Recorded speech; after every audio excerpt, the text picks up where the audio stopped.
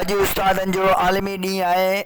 उन आलमी ॾींहुं जे मुनासिबत सां पेटे अलफ ज़िला शहीद बेनज़ीर आबाद पारां उस्ताद जे मान में हिकु पुरवकार तक़रीब दौड़ शहर जे अनूर शादी हाल में मुनक़िद कई वई। तक़रीब में ज़िला शहीद बेनज़ीर आबाद जे स्कूलनि जे लाॻापियल हेड मास्तरनि टीचरनि वॾे अंग में शिरकत कई।